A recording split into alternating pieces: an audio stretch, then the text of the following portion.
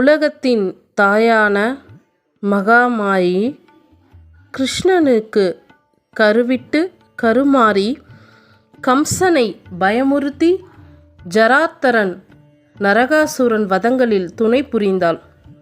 திரௌபதியாய் மகாபாரத போரிலும் ஸ்ரீ கிருஷ்ணர் தர்மத்தை ஸ்தாபிக்க துணை நின்றாள்.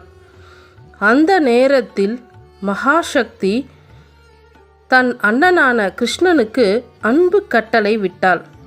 அக்கட்டளை என்னவென்றால், துவாபார யுகத்தின் முடிவில் கலியுகத்தை கடக்கும் பொழுது சக்தியின் யுகமாக விளங்கும். அந்த தருணத்தில் நான் வாக்கு தேவதையாக நடமாடும் பொழுது என்னுடைய திருவடிகளையும் சூலத்தையும் பதித்து அகிலாண்ட பிரம்மாண்ட நாயகியாய் விஸ்வரூபிணியாய் அமரும் பொழுது நீயும் உன் அவதார ரூபங்கள் அனைத்தையும் கொண்டு என் அருகில் நின்று எனக்கு அருள் புரிய வேண்டும் என்று வரம் கேட்கிறாள். அந்த வரத்தின் அடிப்படையில் உருவான ஸ்ரீ தேவி கருமாரி அம்மன் கோவில் மற்றும் ஸ்ரீ வாரு பெருமாள் கோவில், இந்த 2 கோவிலின் தலங்களின் வரலாற்றை தான் நாம் இந்த வீடியோவில் பார்க்க போகிறோம்.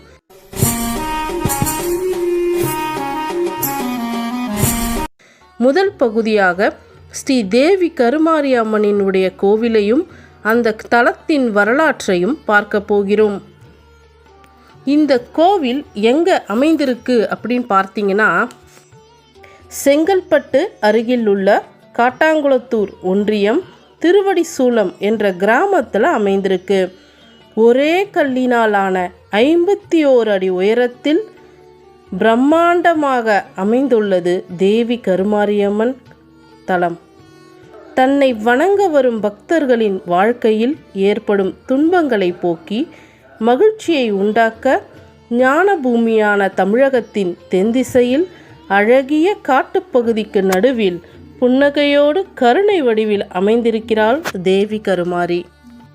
இங்கு அம்பாள் விஸ்வரூபமாக சிவரூபம் அமைப்பதற்காக அஸ்திவாரம் எடுக்கிறாங்க. அப்படி அஸ்திவாரம் எடுக்கும் பொழுது நீரூற்று வருகிறது. வெண்மை நிற நீரூற்று சிறிது நேரத்தில் இரத்தம் நிறைந்த ஊற்றாக ஸ்வர்ண ரேகையுடன் கூடிய லிங்க வடிவில் அம்பாளானது சுயம்புவாக எழுந்தருளியிருக்காங்க. இந்த உலகத்தில் 2 இடத்துல மட்டும்தான் லிங்க வடிவில் அம்பாளுடைய காட்சி இருக்குது. ஒன்று பார்த்திங்கன்னா கோளூர் மூகாம்பிகை தேவி. அதுக்கப்புறமாக உலகத்தில் இந்த தலம்தான் 2வது கோயில். லிங்க வடிவில் அம்பாளானது சுயம்பாக தோன்றியிருக்காங்க.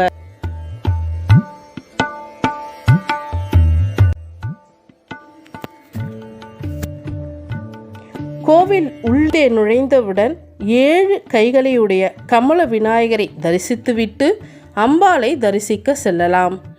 அம்பாளின் மிகப்பெரிய திருவடி ஆனது நாக குகையின் கீழே திரிசூலம் ஏந்தி காட்சியளிக்கிறது. அவர்கள் பாதம் பதித்த அந்த பாதத்தை வணங்குவதற்கு படிகள் அமைக்கப்பட்டிருக்கு. அந்த படிகளில் ஏறி அந்த அம்பாளின் பாதங்களை தொட்டு வணங்கி தரிசித்து அடுத்ததாக திரிசூலத்தையும் தரிசித்துவிட்டு உள்ளே நுழையலாம்.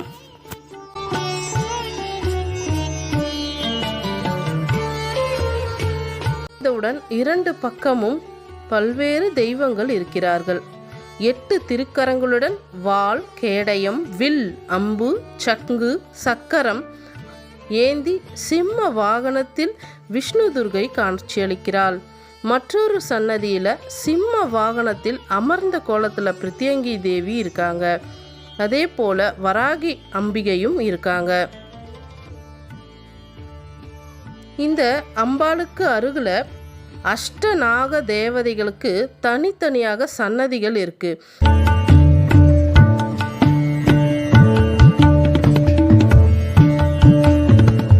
இவர்களுக்கெல்லாம் நாயகியாக, அதாவது நாகங்களுக்கு நாயகியாக இருக்கக்கூடிய கருமாரி அம்மனும் நாக முகத்துடன் எழுந்தருளி தன்னை வழிபட வருபவர்களுக்கு ஏற்படக்கூடிய நாக தோஷத்தை நீக்கி நன்மை அளிக்கிறாங்க. யாராவது நாகதோஷம் இருக்குது அப்படின்னு சொன்னால் அவங்க எல்லாரும் வந்து இந்த அஷ்ட நாக தேவதைகளுக்கு மஞ்சள் சாத்தி வணங்கும் பொழுது நாகதோஷம் நீங்குவதாக கருதப்படுது.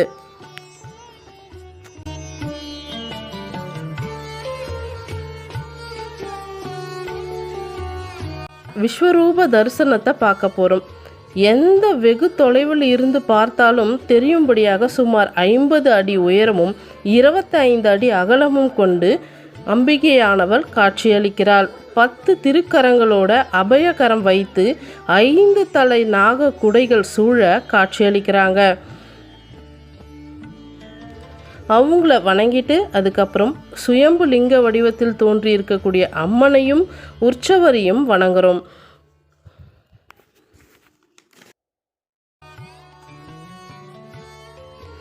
இந்த பதிவில் தேவி கருமாரி அம்மனினுடைய தரிசனத்தை பார்த்துருப்பீங்க.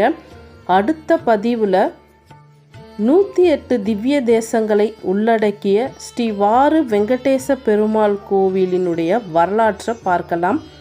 இந்த கோவில் தேவி கருமாரி அம்மனுக்கு நேர் அமைப்பில் அமைஞ்சிருக்கு. இந்த கோவிலை பற்றிய பல்வேறு விதமான சிறப்பு தகவல்களை அடுத்த பதிவில் சொல்கிறேன். மறக்காமல் எனக்கு சப்போர்ட் பண்ணுங்கள். என்னுடைய சேனலை மறக்காமல் சப்ஸ்கிரைப் பண்ணி அடுத்தவர்களுக்கும் இந்த வீடியோக்களை பகிருங்கள். நன்றி, வணக்கம்.